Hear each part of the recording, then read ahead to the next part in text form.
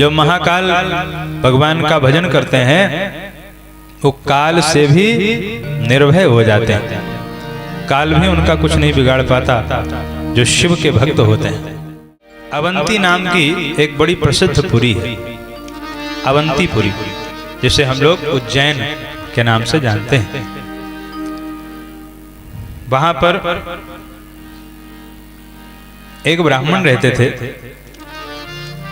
उनके 4 पुत्र थे, बड़े धर्मनिष्ठ थे,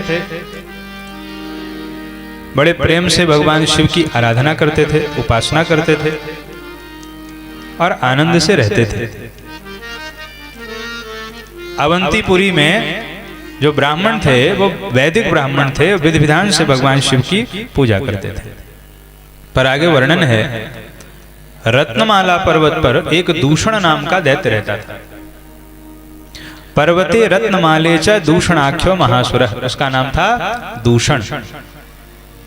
तो वो जो दूषण नाम का दैत्य था वो धर्म से द्वेष करता था और वो चाहता था कि अवंतीपुरी में कोई भी धर्म कर्म न करे।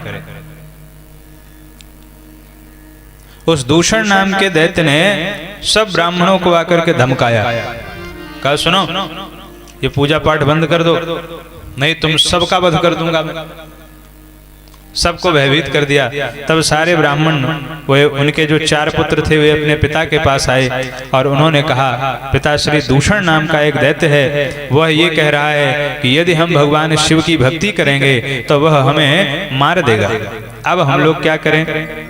ब्राह्मण ने कहा देखिए भगवान शिव के ऊपर विश्वास रखो, वे महादेव जब तक हैं और जब तक हम अपने धर्म पर हैं तब तक ये असुर हमारा कुछ नहीं बिगाड़ सकते।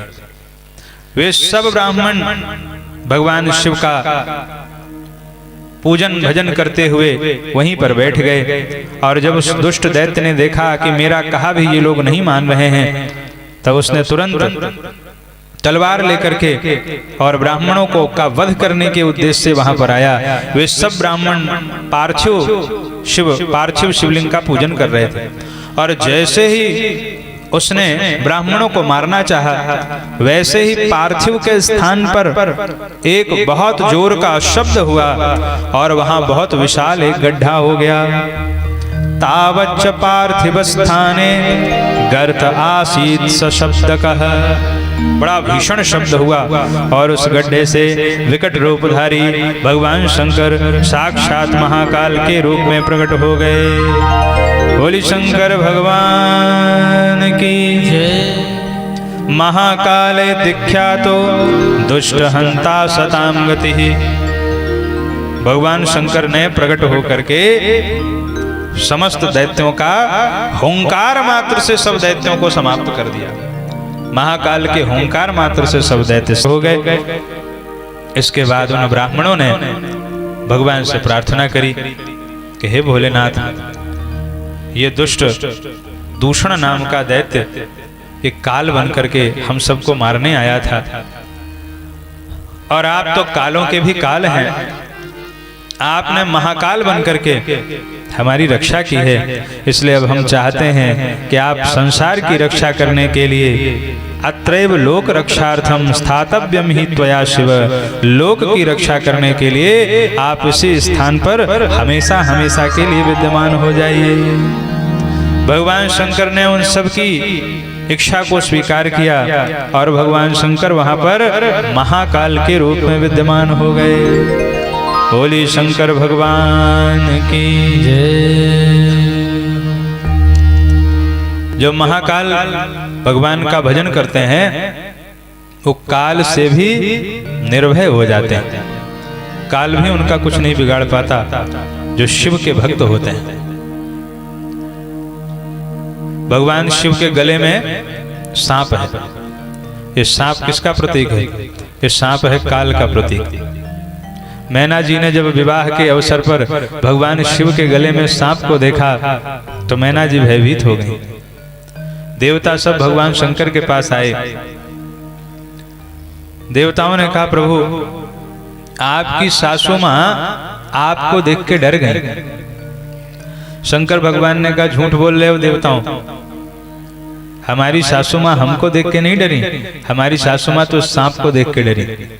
इस सांप काल का प्रतीक है, जो सांप को देखता है वो भयभीत होता है, और अगर मुझे देख लेती तो मैं तो महाकाल हूँ। जो काल को देखता है भयभीत होता है, जो महाकाल को देख लेता है निर्भय हो जाता है। तो हमको देखने के बाद तो निर्भय हो जाती है, और हमें देखा ही नहीं, सांप को देख के भाग खड़ी भाई। तो शंकर भगवान महाकाल हैं। ऐसे महाकाल भगवान को भी एक बार प्रणाम कर लें। बोली शंकर भगवान की। इन्हीं महाकाल भगवान के महात्मा के वर्णन क्रम में राजा चंद्रसेन और श्रीकर गोप की कथा है। एक चंद्रसेन नाम का राजा था, उसको मणिभद्र जी ने चिंतामणि प्रदान करी। बड़ी सुंदर अद्भुत मणि दी राजा को। मणि बड़ी सुंदर थी, वह सूर्य के समान प्रकाश देने वाली थी, और कौस्तुभ मणि के समान वह कल्याण करने वाली थी। ऐसी मणि जब राजा चंद्रसेन को मिल गई तो जो उसके विरोधी राजा थे उन्होंने सोचा कि इसके ऊपर आक्रमण कर दिया जाए और इसको जीत करके वो मणि हमें से छीन ले। सब राजाओं ने उसके ऊपर आक्रमण करने का विचार बनाया। सारे राजा एक हो गए। दुष्ट दुष्ट जो राजा थे ना, उन्होंने गठबंधन कर लिया कि अब इसको हराना है, इसको मारना है। तो सारे राजा एक होकर के उन्होंने अवंतीपुरी पर चढ़ाई करी। राजा चंद्रसेन ने सोचा कि मैं हूं अकेला और इतने सारे राजा एक हो गए हैं, तो इनसे जीतना तो असंभव है। उस समय एक बड़ी अद्भुत घटना हुई। उसी समय एक ग्वालिन अपने छोटे से बच्चे के साथ में अवंतीपुरी आई, उज्जैन आई। ग्वालिन थी और उसका एक छोटा सा बच्चा था, उसका नाम था श्रीकर। उसने राजा को शिव पूजन करते देखा तो उसके मन में आया कि मैं भी शिव जी का पूजन करूंगा। उसने क्या किया कि बढ़िया सुंदर अपने हाथ से उसने दूसरी जगह एक सुंदर शिवलिंग की स्थापना करी, उसकी उस पर पूजन करने लगा। तो उसकी माँ ने उसको बुलाया, और जब माँ के बुलाने पर नहीं आया तो माँ चिल्लाने लगी। छोटा सा बच्चा था, माँ को लगा खेल रहा होगा शिवलिंग के साथ, बना के शिवलिंग खेल रहा होगा। माँ ने कहा इधर आ, भोजन करने का समय हो गया, चल। उसने सुना ही नहीं, और वो जो है शिव पूजन में रत रहा। तो माँ को आया क्रोध, और माँ आई पास में और उसने एक थप्पड़ लगा दिया अपने बेटे को। थप्पड़ लगाने